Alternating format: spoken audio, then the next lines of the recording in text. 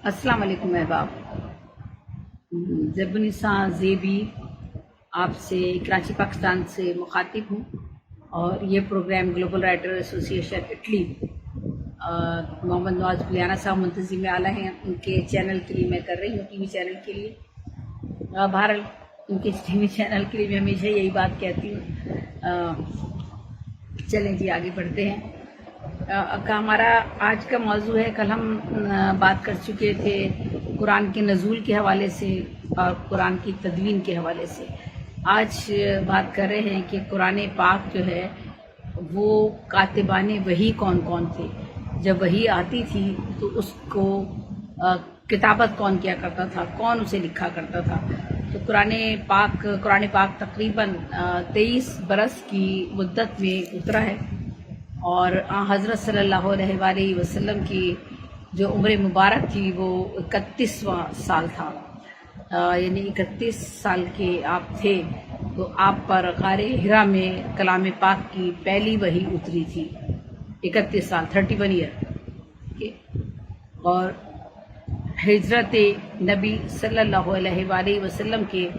10 बरस कुरान मजीद की तकमील हुई और इसका ऐलान अल्लाह ने इन अल्फाज में फरमाया कि आज मैंने तुम्हारे लिए तुम्हारे दीन की तकमील कर दी, तुम पर अपना ईमान मुकम्मल किया और तुम्हारे लिए दीन इस्लाम पसंद किया। कलाम पाक नाजिल होता रहा, आप उसे याद कर लेते और दूसरे सहाबा को याद करा देते थे। याददाश्त के इस एहतमाम के अलावा जिस कदर कलाम पाक नाजिल होता, आप वो किसी पढ़े लिखे सहाबी को बुलाकर लिखवा दिया करते थे। इन असहाब को कातबाने वही के लक़ब से याद किया जाता है। कातिब कहते हैं किताबत करने वाले को, जो लिखता है। पहले कलम से लिखा जाता था ना। पहले तो खैर चमड़े के छिलके हैं, दरख्तों की टहनियाँ हैं, चमड़े के टुकड़े हैं, उन पे लिखा जा रहा है। तो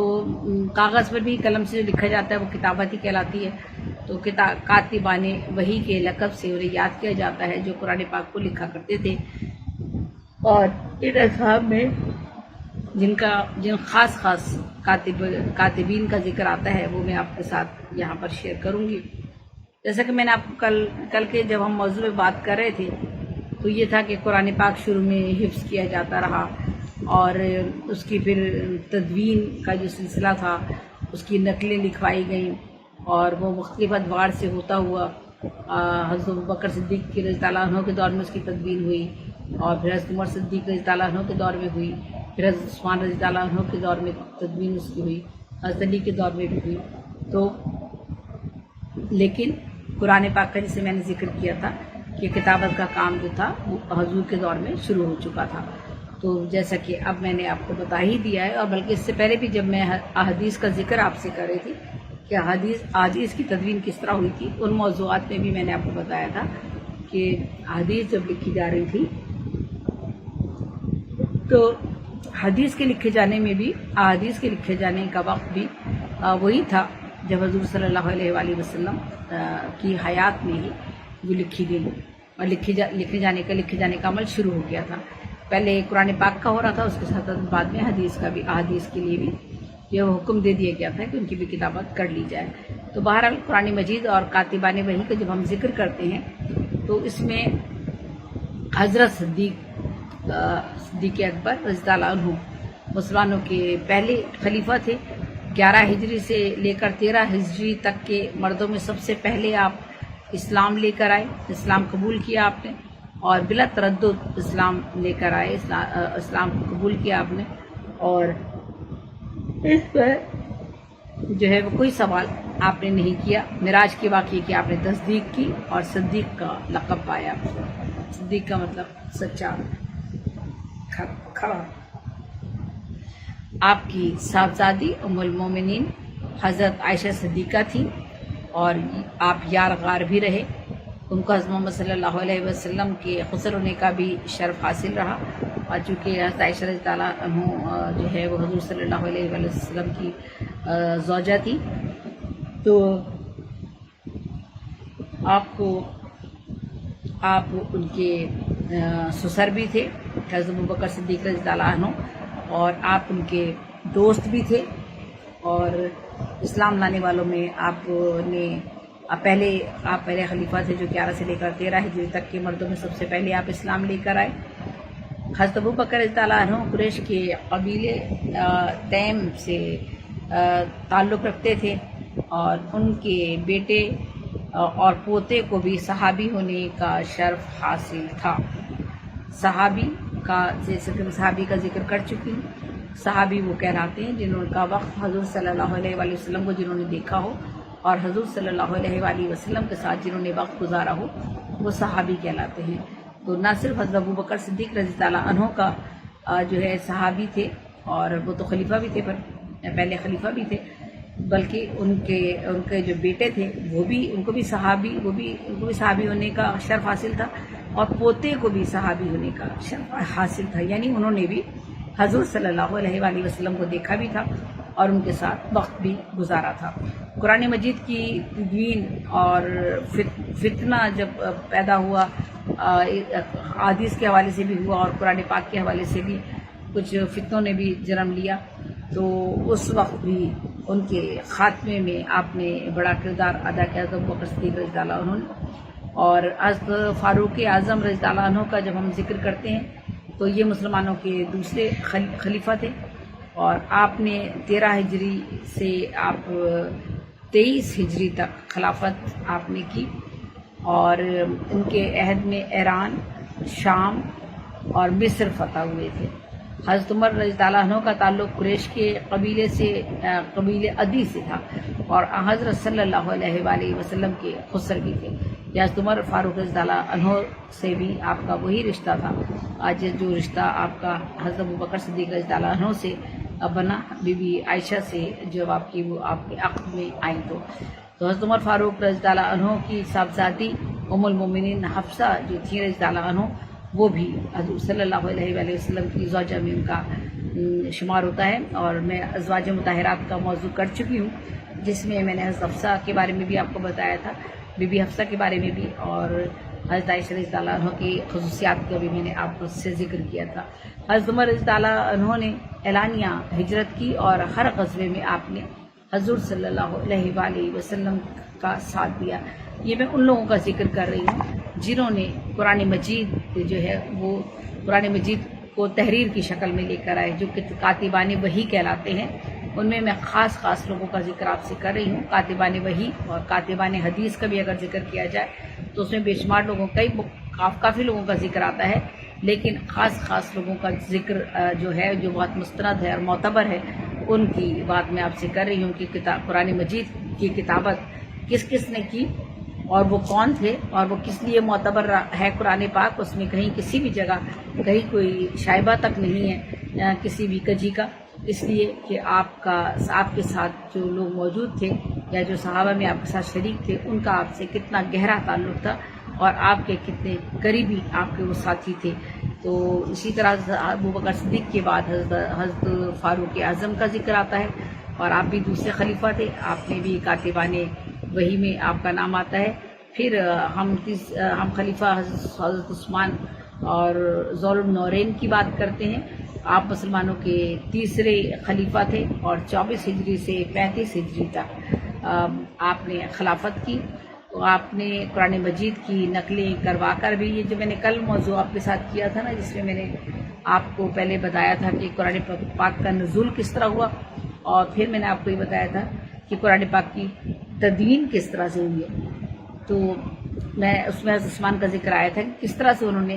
قرآن پاک کی تدوین کروائی تھی، اور کس طرح نقلیں انہوں نے منگوائی تھی، اور ان کو جو تھا دوبارہ سے محفوظ کیا اپنے پاس، اور اس کے بعد پوری سلطنت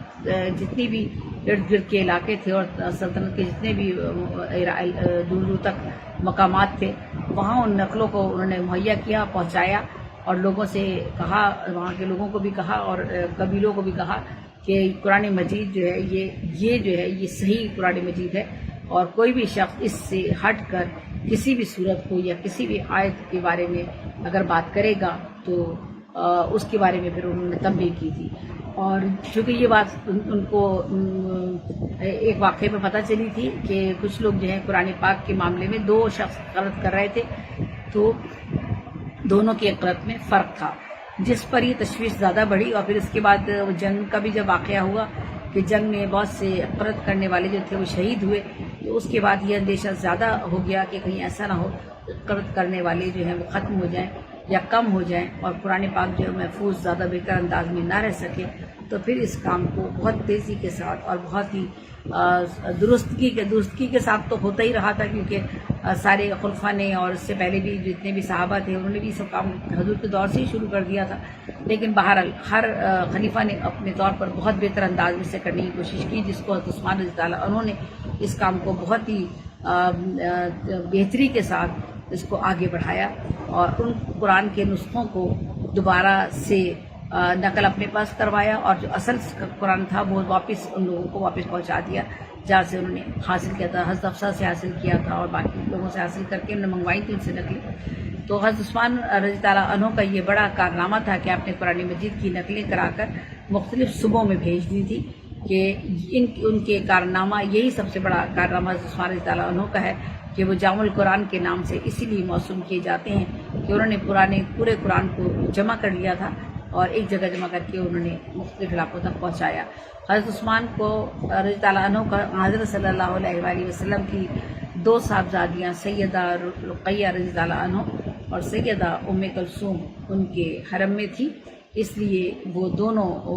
دو چونکہ بیٹیاں جو تھیں وہ حضرت عثمان رضی اللہ عنہ کے عقد میں تھی، تو وہ اسی لیے ذو النورین کہلاتے ہیں۔ اور حضرت عثمان کا تعلق قریش کے قبیلے بنو امیہ سے تھا۔ تو یہ تو میں نے آپ سے 3 خلفاء کا ذکر کیا ہے جو کہ کاتبین وحی کہلاتے ہیں، جو وحی کو لکھا کرتے، جب وحی آتی تھی تو اس کو حضور صلی اللہ علیہ وآلہ وسلم یاد کر لیا کرتے تھے اور پھر اسے لکھوا لیا کرتے تھے۔ اس کے بعد اگلے جو کاتبین وحی میں جن لوگوں کے نام آتے ہیں اس میں حضرت علی بن ابو طالب رضی اللہ عنہ کا بھی ذکر آتا ہے، آپ بھی خلیفہ تھے، مسلمانوں کے چوتھے خلیفہ آپ تھے۔ حضرت صلی اللہ علیہ وآلہ وسلم کے چچا زاد بھائی اور داماد تھے۔ آپ کی صاحبزادی سیدہ فاطمۃ الزہرا آپ کے حرم میں تھی، اور حضرت علی نے تبوک کے علاوہ ہر غزوے میں شرکت کی اور حضور کے ساتھ ساتھ رہے، اور ان کا عہد خلافت جو ہے وہ 35 ہجری سے لے کر 45 ہجری تک ہے۔ آپ کا تعلق قریش کے مشہور قبیلے بنی ہاشم سے ملتا ہے، اور اس کے بعد جنہوں نے قرآن پاک کی کتابت میں حصہ لیا یا قرآن پاک کے کاتبین میں شمار ہوتے ہیں، وہ حضرت زبیر بن العوام رضی اللہ عنہ کا ذکر آتا ہے، جنہوں نے قرآن کو کتابت کیا، وہی جو اترتی تھی اس کی کتابت کرتے تھے آپ۔ قریش کے قبیلے اسد سے آپ کا تعلق تھا، زبیر کی بات کریں، حضرت زبیر بن العوام رضی اللہ عنہ آپ کا قریش کے قبیلے اسد سے تعلق تھا، اور آپ کی والدہ حضرت محمد صلی اللہ علیہ وآلہ وسلم کی پھوپھی تھی، اور حضرت صفیہ بنت عبدالمطلب تھی، اور حضرت زبیر بن العوام اشرف مبشرہ میں سے تھے، اور حضرت حسن راوی ہیں کہ وہ کہتے ہیں کہ حضرت محمد صلی اللہ علیہ وآلہ وسلم نے فرمایا کہ ہر نبی کے حواری ہوتے ہیں، میرے حواری زبیر ہیں، یعنی قریب کا ایک تعلق ہوتا ہے، اور وہ انہوں نے حضرت زبیر کے بارے میں حضور صلی اللہ علیہ وآلہ وسلم نے فرمایا۔ تو اتنا قریبی رشتہ تھا، چونکہ سارے خاندان سے تعلق تھا اور قریبی رشتہ تھا۔ آپ کے جو ہے وہ پھوپھی جو تھی حضرت صلی اللہ علیہ وآلہ وسلم کی جو پھوپھی حضرت صفیہ بنت عبدالمطلب تھی، آپ ان کی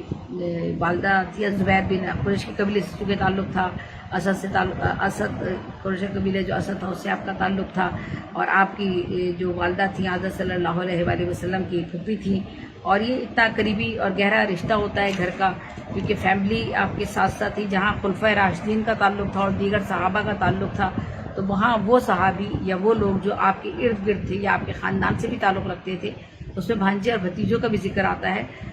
جب میں نے حضور صلی اللہ علیہ وآلہ وسلم کے وصال کا تذکرہ کیا تھا اور ان کا وصال کے بارے میں ان کے واقعات سارے میں نے بتائے تھے کہ 13 دن تک کس طرح سے حضور کو بخار آیا تھا، اور ان 13 دنوں میں بھی انہوں نے کتنے اہم کام، کتنے اہم امور جو تھے دینی وہ انجام دیے اس بخار کی حالت میں، اور نہ صرف وہ انجام دیے اور بلکہ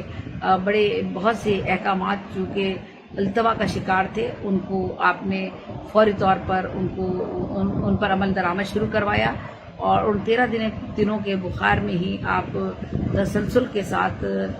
جو تھے آپ دینی احکامات کے حوالے سے گفتگو فرماتے رہے، اور بہت سے احکامات اور وصیتیں اور بہت سی باتیں آپ نے کی۔ یہ میں نے پورا آپ کا وصال کا جب ذکر کیا تھا تو میں نے ان سارے واقعات کا ذکر کیا تھا۔ پھر جب آپ کا وصال ہوا تو وہ کس طرح سے ہوا، کس نے آپ کو نہلایا، کیسے نہلایا، آپ کی تدفین کا کیا واقعہ ہے، یہ سارے واقعات میں نے آپ کے ساتھ میں نے شیئر کیے تھے، آپ کے سامنے میں نے پیش کیے تھے۔ تو اس وقت بھی حضور صلی اللہ علیہ وآلہ وسلم کے قریبی رشتہ داروں میں بھانجے اور بھتیجے بھی شامل تھے جو آپ کو غسل دینے میں موجود تھے۔ تو میرا یہاں یہ بات جملہ دہرانے کا، یہ بات کرنے کا مقصد یہ ہے کہ چونکہ گھر کے لوگ زیادہ آپ سے قریب تھے، نزدیک تھے، تو انہوں نے بھی دین اسلام کو پھیلانے میں بھرپور کردار ادا کیا، اور خاص طور پر جب ہم بات کر رہے ہوتے ہیں احادیث کا بھی، جب میں نے ذکر کیا تھا، حدیث کی تدوین کا ذکر کیا تھا اور حدیث کی کتابت کا بھی جب ذکر کیا تھا احادیث کا، تب بھی ان تمام احباب کا تذکرہ آیا تھا۔ اور اب جب ہم قرآن پاک کے حوالے سے گفتگو کر رہے ہیں تو قرآن پاک کے کاتبین کی اگر ہم بات کر رہے ہیں تو حضور صلی اللہ علیہ وآلہ وسلم کے جو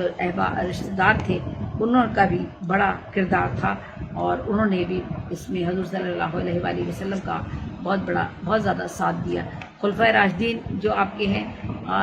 جن کا ہم ذکر کر رہے ہیں، وہ بھی آپ کے رشتہ داروں میں شامل ہے، اور آپ کے قریبی تعلقات ان سے رہے اور صحابی رہے وہ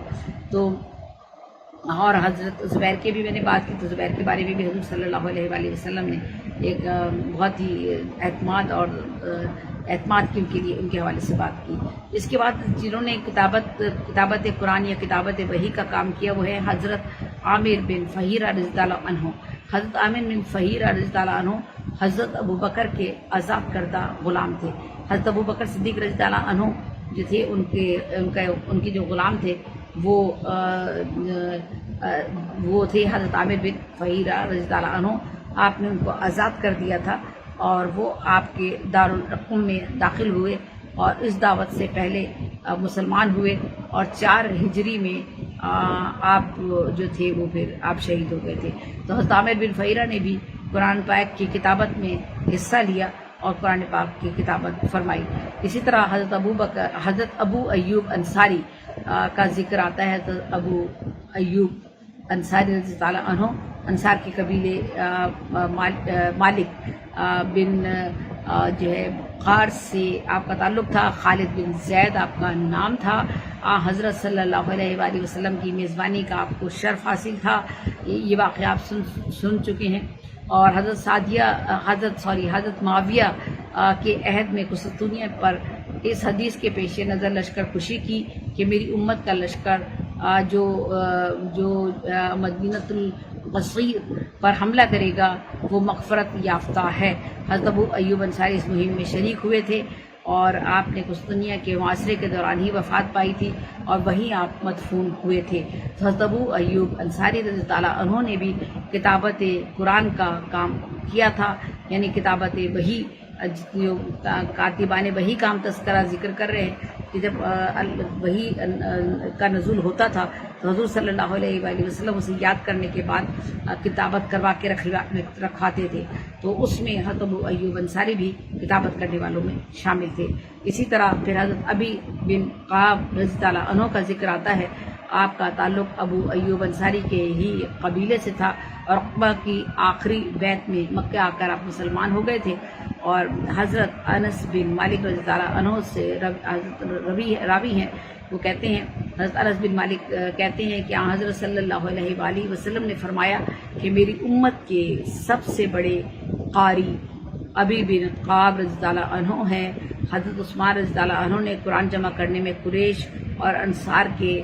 جن 12 افراد کو جمع کیا، ان میں ابی بن کعب بھی تھے۔ یہ میں نے کل ذکر کیا تھا حضرت عثمان نے کتنے لوگوں کو جمع کیا تھا اور کن کے ذمہ یہ کام سونپا تھا کہ آپ نے قرآن پاک کا جو ہے وہ کس طرح سے ان کی نقلیں بنوانی ہیں اور ان نقول کو کس طرح سے ہر تمام صوبوں تک جو ہے وہ پہنچانا ہے، تو یہ حضرت عثمان نے کیا تھا۔ تو یہ بات خود حضرت محمد صلی اللہ علیہ وآلہ وسلم نے بھی حضرت ابی بن کعب رضی اللہ عنہ کے بارے میں کہی کہ آپ جو ہے وہ میری امت کے سب سے بڑے قاری آپ ہیں، اور آپ قرآن کو جمع کرنے میں آپ نے قریش اور انصار کے جن 12 افراد کو جمع کیا، ان میں جو حضرت عثمان نے جن کو جمع کیا تھا ان میں ابی بن کعب رضی اللہ عنہ کا بھی تذکرہ ہے۔ حضرت پھر اس کے بعد کتابت کرنے والے جنہوں نے قرآن پاک کی کتابت کی یا وحی کی کتابت کی اور قرآن کو محفوظ کرنے میں اپنا کردار ادا کیا، اس میں حضرت معاویہ بن ابو سفیان بھی شامل ہیں۔ حضرت معاویہ بن ابو سفیان صلح حدیبیہ کے بعد مسلمان ہوئے تھے آپ، اور آپ کا تعلق قریش کے قبیلے بنو امیہ سے تھا۔ ان کی آپ کی جو بہن تھی حضرت سیدہ ام حبیبہ رضی اللہ عنہ کو ام المومنین ہونے کا شرف حاصل ہوا۔ حضرت معاویہ شام کے معرکوں میں اپنے پورے کنبے کے ساتھ شریک جہاد رہے، یا جتنے بھی مارکے ہوئے، جنگیں ہوئیں، حملے ہوئے، ان سب میں آپ جو تھے حضرت معاویہ جو تھے ان شام کے معرکوں میں شامل رہے، اور حضرت معاویہ جو تھے آپ نے 41 ہجری سے لے کر 65 ہجری تک امارات کا منصب سنبھالا۔ تو اس کے بعد جس کاتبین وحی کا میں ذکر کر رہی ہوں وہ ہیں حضرت عبداللہ بن مسعود رضی اللہ عنہ۔ حضرت عبداللہ بن مسعود رضی اللہ عنہ آپ مشہور صحابی تھے، اور غزوہ بدر میں آپ شریک ہوئے، اور حضرت عمر فاروق رضی اللہ عنہ نے ان کو کوفے بھیجا اور کوفے والوں کو خط لکھا کہ عبداللہ بن مسعود کو معلم بنا کر بھیج رہا ہوں، ان سے دین سیکھو۔ وہ کوفے میں مقیم ہو گئے اور حضرت عثمان کے عہد میں مدینے آ گئے، اور پھر 32 ہجری میں آپ نے وفات پائی۔ حضرت عبداللہ بن مسعود نے 32 ہجری میں وفات پائی، اور پھر مدینے میں آپ دفن ہوئے تھے۔ عرب میں کاغذ ابھی تک رائج نہیں ہوا تھا، یعنی اس وقت تک 32 ہجری کی بات کر رہی ہوں، تو اس وقت تک کاغذ جو ہے وہ رائج نہیں ہوا تھا، اور یہ تمام حضرات جو تھے عام طور پر کھجوروں کے پتوں پر، چمڑے کی جھلیوں یا اونٹ کے شانے کی ہڈیوں پر، اور لکڑی کے تختے جو ہوتے مڈ جو ہوتے ان پر، اور لکھنے کا کام کیا کرتے تھے، اور اس پر جو تھی یہ قرآن پاک کو محفوظ کیا کرتے تھے۔ اور قرآن کریم کی ترتیب جو ہے وہ حضرت صلی اللہ علیہ وآلہ وسلم کے عہد مبارک میں ہی ہو چکی تھی کہ قرآن پاک جو ہے وہ کس ترتیب سے جو ہے وہ مرتب کیا جائے گا، ممدون کیا جائے گا۔ اس کی ترتیب حضور صلی اللہ علیہ وآلہ وسلم نے کروائی تھی، اور تمام اجزاء مکتوب کی صورت میں موجود تھے۔ آپ کی زیر ہدایت ہی کلام اللہ کی حفاظت دو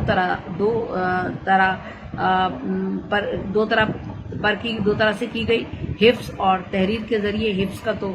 آپ سے شروع میں بھی میں نے ذکر کیا تھا کہ عربوں کو اپنے حافظے پر بہت ہی زیادہ اعتبار تھا، اعتبار بلکہ کیا تھا،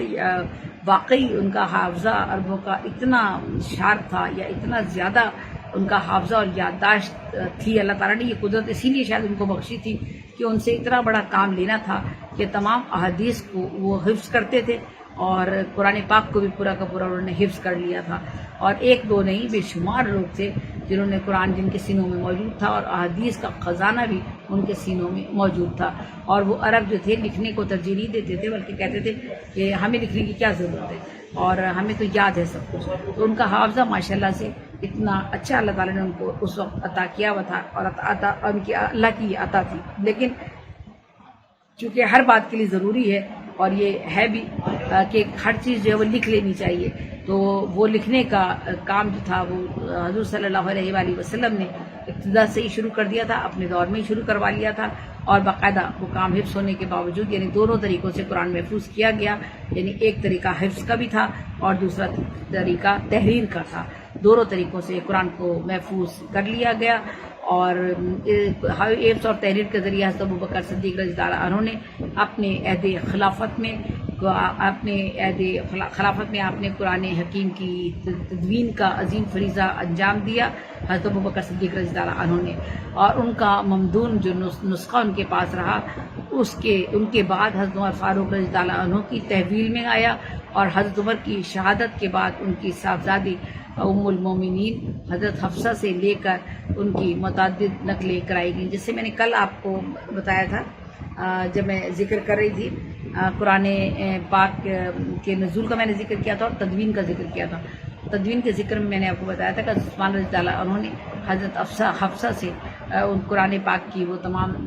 تحریریں منگوائی تھیں اور ان کی نقلیں پھر خود بنوائیں، مزید نقلیں بنوائیں. جیسے ہم فوٹو کاپی کرواتے ایک کتاب سے کئی کتابیں اور پھر اس فوٹو کاپی سے مزید فوٹو کاپیاں، اس طرح حضرت عثمان رضی اللہ عنہ نے ان سے کاپیاں کروائیں، ان کی نقول بنوائیں اور وہ پھر آگے بھیجی تھی. تو انہوں نے کس سے لی تھی؟ یہ حضرت عمر کی شہادت کے بعد ان کی صاحبزادی جو تھی وہ ام المومنین حضرت حفصہ تھی، اور حضرت حفصہ کے پاس تھی وہ سب تمام قرآن پاک جو تھا لکھا ہوا تھا،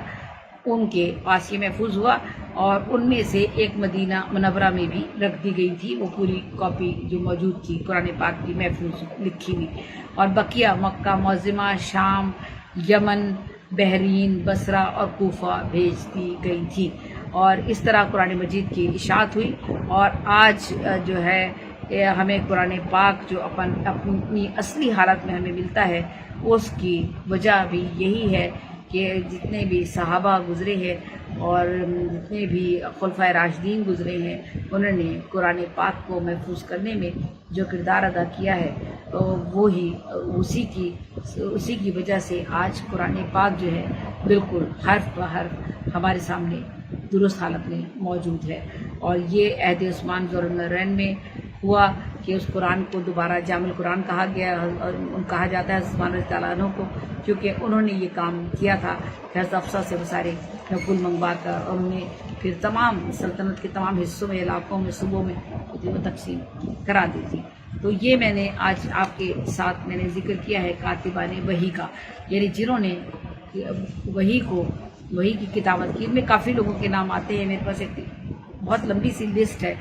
جس میں کافی لوگوں کے نام ہیں جنہوں نے قرآن کی کتابت کی اور انہیں کتابت کو محفوظ کیا، قرآن کو محفوظ کیا، کتابت کر دی. لیکن چونکہ ہم اہم شخصیات کا یہاں پر ہم ذکر کر رہے ہیں اور اتنا طویل بات نہیں بھی کی جا سکتی، اور یہ کوئی چند ایک لوگوں کا کام ہے بھی نہیں. بے شمار لوگ جو تھے وہ حضور صلی اللہ علیہ وآلہ وسلم کے صحابہ جو تھے وہ ان میں صحابیوں میں شامل تھے، اور سب اپنے اپنے طور پر کام کر رہے تھے. حدیث کے سلسلے میں بھی اسی طرح کام کیا گیا اور قرآن پاک کے سلسلے میں بھی اسی طرح سے کام کیا گیا. تو ہم جس موضوع پر آج کل جو بات کر رہے ہیں وہ قرآن مجید کے حوالے سے بات کر رہے ہیں. قرآن مجید کے حوالے سے ہم نے بہت سے موضوعات پر ہم نے بات کی ہے. تو انشاءاللہ پھر آپ سے ملاقات ہوتی ہے، تھوڑی دیر میں پھر ملاقات آپ سے کرتی ہوں. اور انشاءاللہ ابھی ہمارے قرآن کے ایک دو موضوعات اور ہیں، چھوٹے موضوع ہیں، بڑے نہیں ہیں، اس لیے میں چاہتی ہوں کہ وہ آپ کے ساتھ ہم اسے اختتام تک لے کے جائیں اور اس کے بعد اپنے کسی نئے موضوع کی طرف جائیں. ہمارے پاس ابھی فقہ موجود ہے، اور ہمارے حضور صلی اللہ علیہ وآلہ وسلم کی پوری زندگی ابھی تو ہمارے سامنے موجود ہے. ابھی تو ہم نے 3-4 باتوں کا ان کے ذکر کیا ہے، ان کی مثال کا ہم نے ذکر کیا ہے، اور ہم نے حضور صلی اللہ علیہ وآلہ وسلم کے ازواج مطہرات کا ہم نے تذکرہ کیا ہے. حضور صلی اللہ علیہ وآلہ وسلم جو ہے اپنی زندگی میں کن کن مواقع پہ آپ دیدہ ہوئے کہ ان کی آنکھوں سے آنسو روا ہوئے، ان واقعات پر بھی بات کی گئی. اور ابھی تو بہت سی باتیں ہیں حضور کے حوالے سے، وہ سلسلہ ہمارا ساتھ ساتھ چل رہا ہے، اور دینی احکامات پر بھی ہماری بات چیت چل رہی ہے. تو یہ قرآن کے حوالے سے تھوڑا سا موضوع رہ گیا ہے ہمارا، ہم اس کی طرف آتے ہیں، اور میں ابھی آپ کے ساتھ دوبارہ جوائن کرتی ہوں انشاءاللہ. تو جب سے بھی کو اجازت دیجیے گا. اللہ حافظ. اللہ نگہبان. ہمارے ساتھ یہاں ڈاکٹر شبیر احمد قادری صاحب بھی موجود ہیں فیصل آباد سے، جہاں آرا موجود ہے ہمارے ساتھ، اور جتنے بھی لوگ یہاں موجود ہیں آپ سب لوگوں کا بہت بہت شکریہ، بہت نوازش، بہت محبت، بہت کرم. بس ایک دوسرے کے لیے دعا کرتے رہیے. دعا سے بڑی دنیا میں کوئی طاقت نہیں ہے اور کوئی قوت نہیں ہے. اور ہمارا عمل جو ہے وہ یہی ہونا چاہیے کہ ہم اپنی ذات سے کسی کو اگر فائدہ نہیں پہنچا سکتے تو نقصان بھی نہ پہنچائیں. بس یہی کوشش ہونی چاہیے. اللہ حافظ. اللہ نگہبان. جب سے بھی کو اجازت دیجیے گا. اور گلوبل رائٹر ایسوسی ایشن اٹلی محمد نواز بلیانہ صاحب کو بھی اللہ تعالیٰ صحت کاملہ عطا کرے، اور وہ جس طرح وہ بھی چاہتے ہیں کہ یہ دینی علوم جو ہیں ہمارے لوگوں تک جانے چاہیے، ہماری نوجوان نسل تک جانے چاہیے. جو بیرون ممالک لوگ موجود ہیں وہ اپنی بھاگ دوڑ کی زندگی میں بہت سی باتوں سے جو ہے وہ بھول چکے ہیں، یا بہت سی باتیں ان کے علم میں نہیں رہی ہیں، ان تک بھی کچھ نہ کچھ تھوڑا سا علم جاتے رہنا چاہیے. تو بہرحال میں ان کے لیے تو خیر کیا کروں گی، میں تو اپنے ہی لیے کر رہی ہوں، لیکن اگر کسی کو کچھ تھوڑا سا بھی استفادہ کوئی حاصل کرتا ہے تو میں سمجھتی ہوں کہ اللہ کی بات کو، اللہ کے دین کو آگے بڑھانے میں ہم جو بھی کردار ادا کر سکتے ہیں ہمیں کرنا چاہیے. تو اللہ حافظ. اللہ کے نگہبان. اللہ تعالیٰ آپ سب لوگوں کو صحت و سلامتی کے ساتھ رکھے. پاکستان زندہ باد. پاکستان پائندہ باد.